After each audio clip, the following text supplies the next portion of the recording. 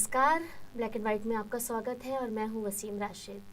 और आज दीगर कई मुद्दे हमारे सामने हैं। कनी मोई और दीगर 4 मुलजिमीन को 2G स्पेक्ट्रम मामले में बेल मिल गई है। इसके साथ साथ अन्ना की चेतावनी है और भी कई मुद्दे, लेकिन आज हम अपनी बात शुरू कर रहे हैं राहुल गांधी से। राहुल गांधी का ये स्टाइल है कि राहुल गांधी हर प्रॉब्लम्स के बारे में बताते तो ज़रूर हैं। जैसे गरीबी जो है हिंदुस्तान की सबसे बड़ी कमजोरी है, जो औरतों का जो कंडीशन है वो देश में सबसे ज़्यादा ख़राब है, अल्पसंख्यकों की स्थिति जो है वो दलितों से भी ख़राब है, पॉलिटिकल सिस्टम जो है उसका करप्शन जो है सबसे बड़ा है, अधिकारियों को जो है वो बिना घूस के कोई काम नहीं करते हैं, अधिकारियों को जो है अकाउंटेबिलिटी और उनकी जवाबदेही तय करनी चाहिए, आदि वगैरह वगैरह। ये सब जो सुनने में बड़े अच्छे लगते हैं क्योंकि ये सच्चाई है। तो कोई भी व्यक्ति सच बोलेगा तो अच्छा ही लगेगा। सही बात है। लेकिन उससे तो मामला सॉल्व नहीं होता। गरीबी एक समस्या है, ये कह देने से गरीबी खत्म तो नहीं हो जाएगी।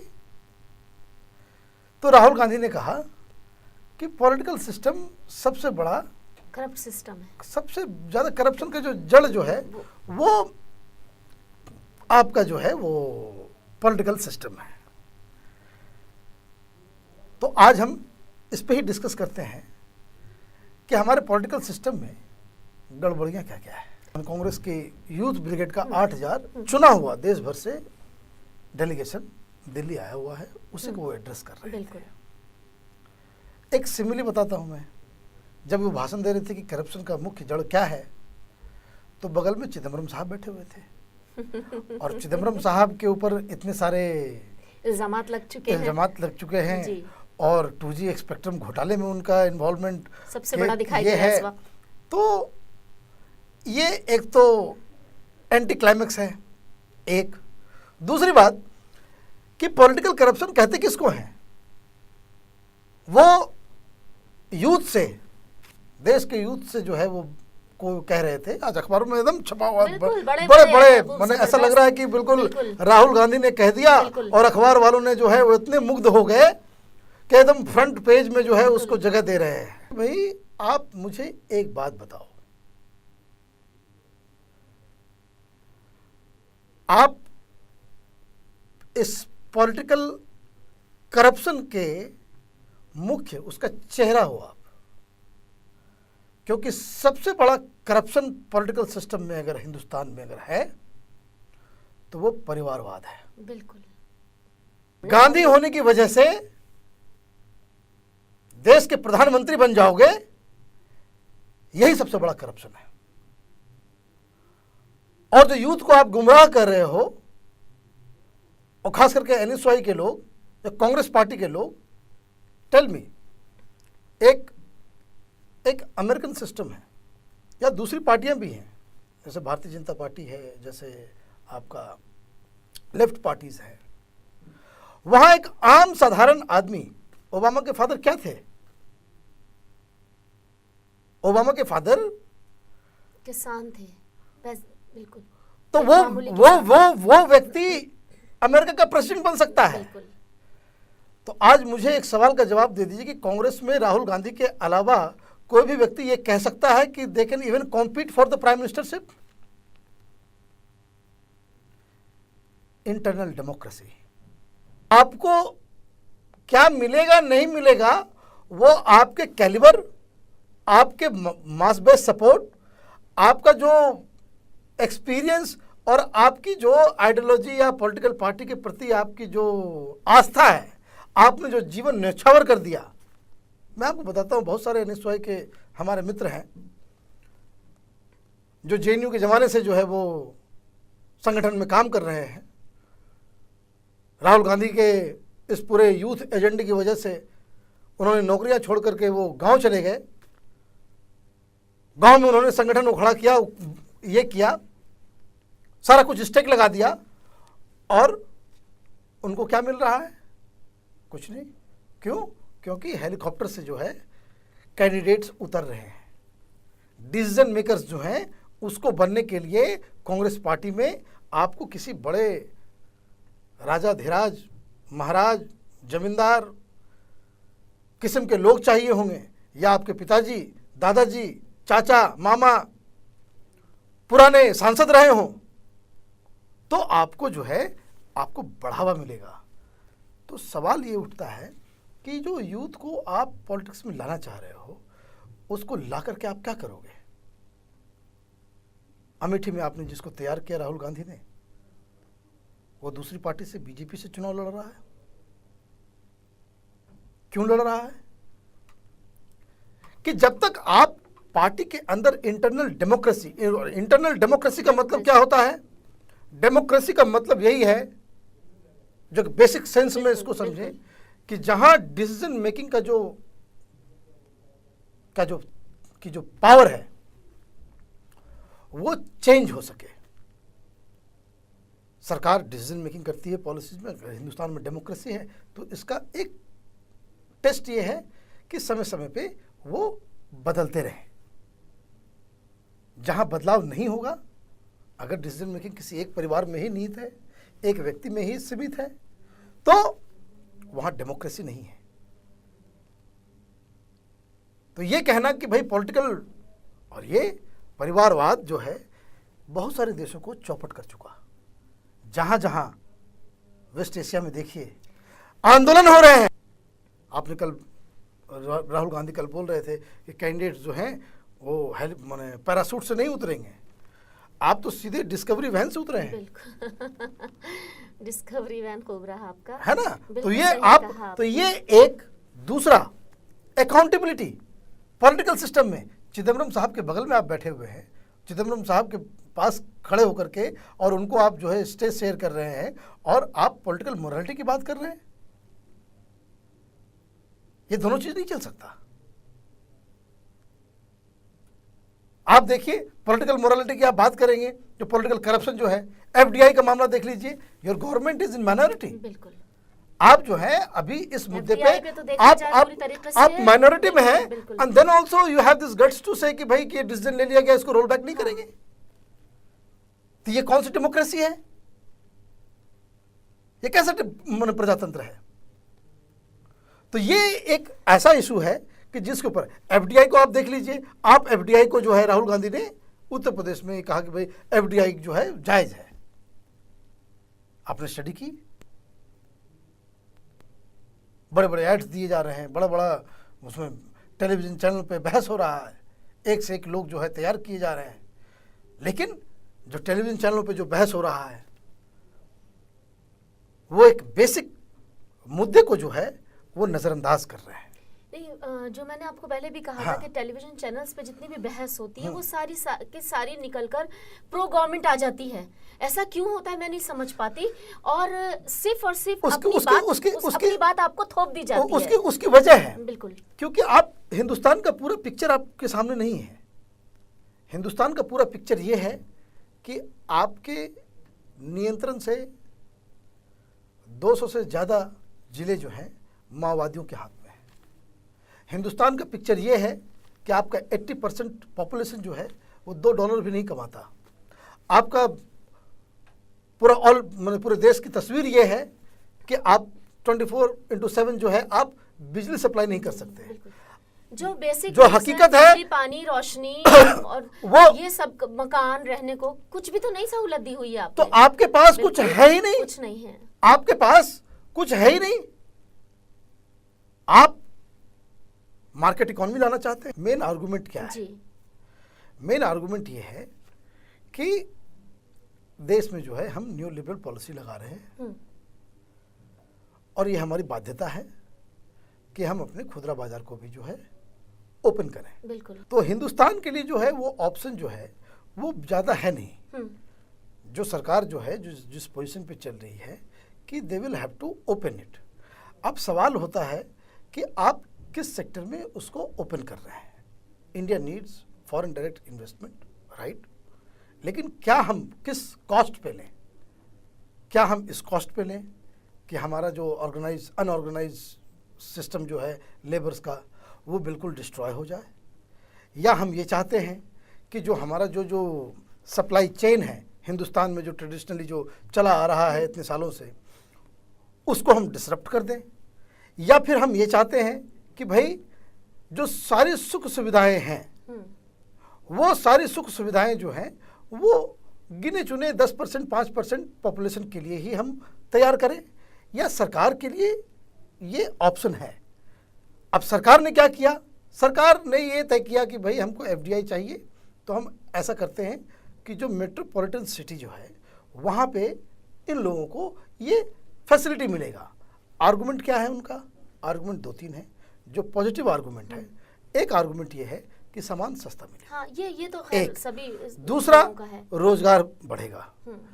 तीसरा, जो सेल टैक्स, प्रॉपर्टी टैक्स का जो प्रॉपर सेलिंग होगा उससे सरकार को फायदा होगा। इससे ज़्यादा पॉजिटिव पॉइंट्स मुझे नज़र नहीं आ रहा। लेकिन निगेटिव पॉइंट इसका क्या है? इसका निगेटिव पॉइंट ये है कि एट व्हाट कॉस्ट। अगर एम्प्लॉयमेंट 1 लाख लोगों को अगर इस पूरे चेन में मिलेगा तो आप शर्तिया मानिए कि कम से कम 2-3 करोड़ लोग जो हैं वो बेरोजगार हो जाएंगे। क्योंकि अच्छा, दूसरा, सामान सस्ते जरूर मिलेंगे, लेकिन जो बाकी आसपास के, उस शहर के आसपास के इलाके की जो दुकानें हैं, जो छोटी मोटी दुकानें जो, हैं, हाँ, जो हाथ का काम वो करने उनको वाले जो है लोग वो हैं, जो उनको शट डाउन करना पड़ेगा। रीजन कि अगर सामान सस्ते वॉलमार्ट के अंदर या उस तरह के मल्टी ब्रांड शॉप्स, बड़े बड़े मॉल्स में अगर मिलेंगे तो लोग महंगी चीज़ों को नहीं खरीदेंगे। ये रियल इंडिया नहीं है। रियल इंडिया दिल्ली और शहरों में नहीं बसता। नहीं, वो ये चीज समझिए। मैं बहुत ही सिंपल सी बात कह रहा हूं कि अगर आप, जो सबसे बड़ा डेंजर इस देश में जो है, जो सबसे बड़ा जो डेंजर है वो ये है कि आप जो शहरी लाइफ स्टाइल है और जो रूरल लाइफ स्टाइल है, इस दोनों में इतना ज़्यादा आप गैप क्रिएट करने पे तुले हुए हो,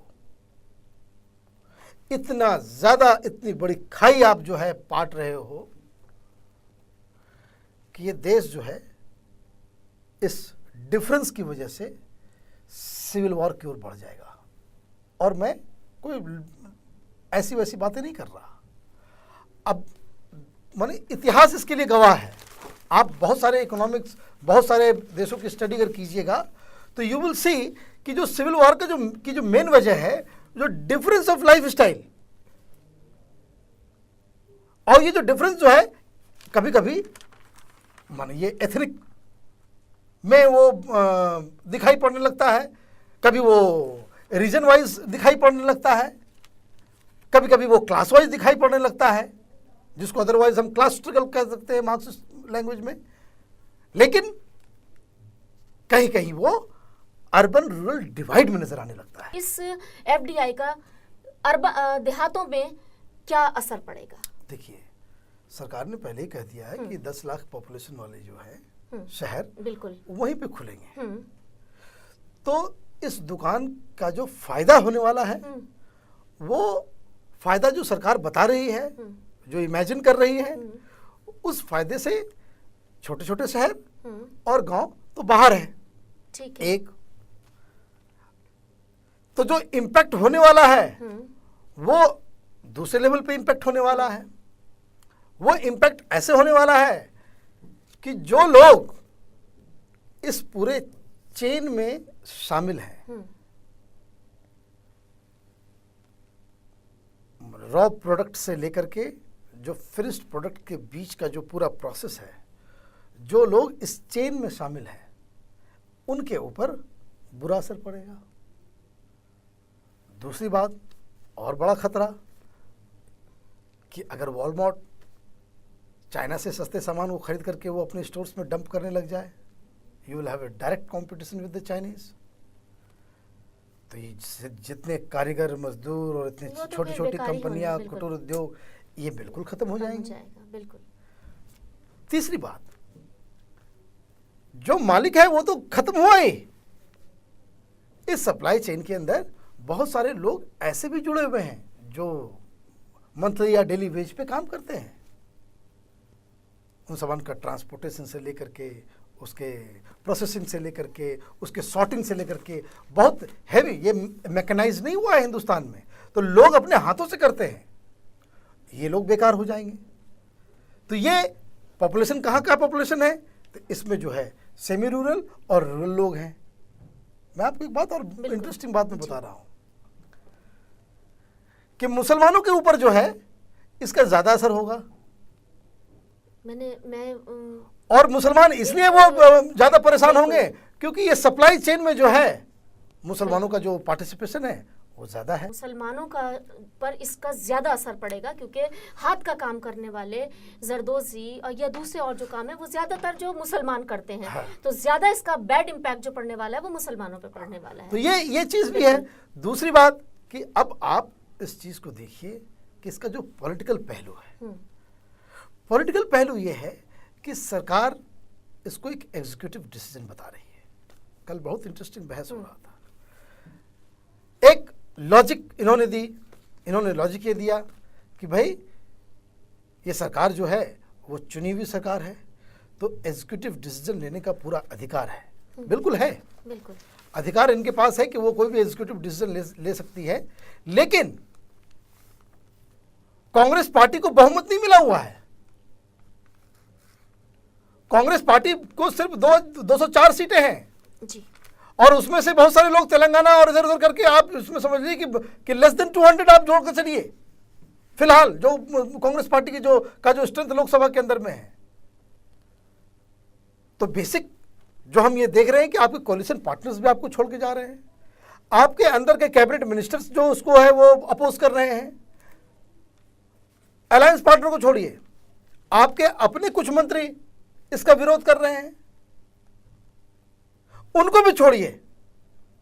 कांग्रेस पार्टी के जो लोग टेलीविजन पर आकर के समर्थन दे रहे हैं, प्राइवेटली कह रहे हैं कि बहुत बुरा हो रहा है। तो अब ऐसे में कैसे एग्जीक्यूटिव डिसीजन, ये डेमोक्रेसी है या फिर ओलिगार्की है? ठीक है। तो ये आपने क्या समझ लिया कि भाई कि 10 इकोनॉमिस्ट बैठ करके जो है ये फैसला कर लेंगे और उसके बाद जो है इस देश के ऊपर जो है उसको एग्जीक्यूटिव डिसीजन के नाम से लगा देंगे। तो ये इस तरह की ओलिगार्की इस देश को नहीं चाहिए।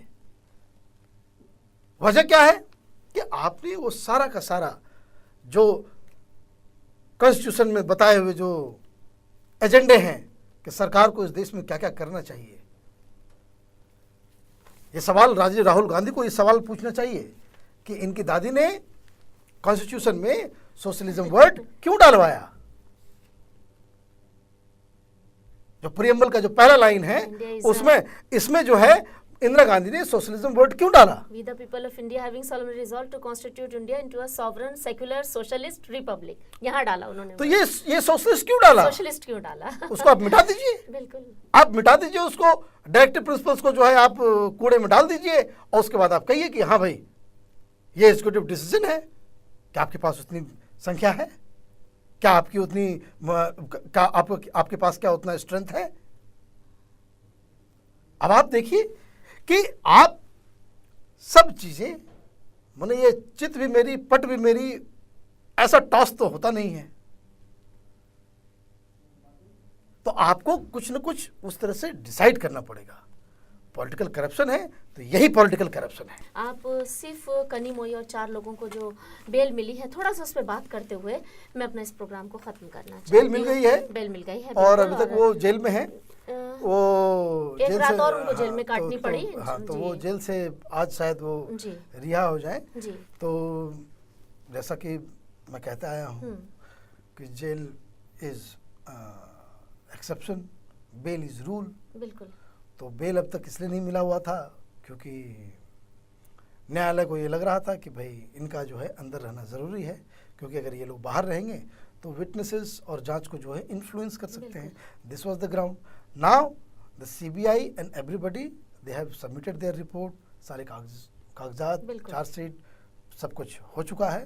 तो लगता है कि भाई इसी चीज़ को मान करके उसको बेल दे दिया गया। लेकिन राजा जी को अभी बेल नहीं मिला। राजा जी फिर वो अब मूव करेंगे। अब देखना क्या है कि राजा को इस ग्राउंड पे बेल मिलता है या नहीं मिलता। होने के चांसेस जो है उससे बढ़ गए हैं। लेकिन सवाल ये नहीं है, सवाल कुछ अलग है। वही सवाल जो राहुल गांधी ने उठाया, करप्शन इन पॉलिटिकल सिस्टम। इस चीज को एड्रेस से बोलने से काम नहीं चलता। Why oil factories in this country, they decide the petroleum minister? Oil मंत्रालय में जो है, पेट्रोलियम मंत्रालय में जो है, कौन सेक्रेटरी होगा और कौन किस कुर्सी पे बैठेगा, ये प्राइवेट कंपनियां क्यों तय करती हैं? ये पॉलिटिकल करप्शन नहीं है क्या? कैसे कम चीनी होते हुए भी, कम प्याज होते हुए भी, कम सामान होते हुए भी आपके मंत्री एक्सपोर्ट करने का लाइसेंस दे देते हैं? ये पॉलिटिकल करप्शन नहीं है क्या? क्यों आप किसी वजह से अपने चीफ ऑफ आर्मी स्टाफ के डेट ऑफ बर्थ को लेकर के आप राजनीति करते हैं? ये पॉलिटिकल करप्शन नहीं है क्या? क्यों आप राज्यों के अंदर में, ये सब पॉलिटिकल पार्टी के लिए है कि राज्यों के अंदर में जो है कौन आदमी चीफ मिनिस्टर होगा, ये डिसाइड करने की ताकत जो है वहां के असेंबली को नहीं, दिल्ली में बैठे हाई कमान को होगा। ये पॉलिटिकल करप्शन नहीं है क्या? डॉक्टर मनीष, राजा को कब तक बेल मिल सकती है? राजा के ऊपर मुझे डाउट है बेल मिलने का, क्योंकि जिस तरह से जस्टिस ओपी सैनी ने जो आर्गुमेंट्स राजा के लिए दिए हैं वो बहुत ही सीरियस है, और उसको देखते हुए मुझे लगता है कि बेल में कुछ परेशानी होनी चाहिए, उनको बेल शायद ना मिले। लेकिन इस केस की वजह से राजा के हौसले जो है वो बुलंद हो गए होंगे कि भाई चलो भाई अब जेल से जो है बाहर निकलने का हाँ आसान हो जाएगा। लेकिन स्टिल आई थिंक कि कुछ इसमें डाउट्स हैं। तो खत्म करते हैं अपना ये प्रोग्राम। कल अपने इसी प्रोग्राम में आपसे फिर मुलाकात होगी। इजाजत दीजिए मुझे और डॉक्टर मनीष को। नमस्कार।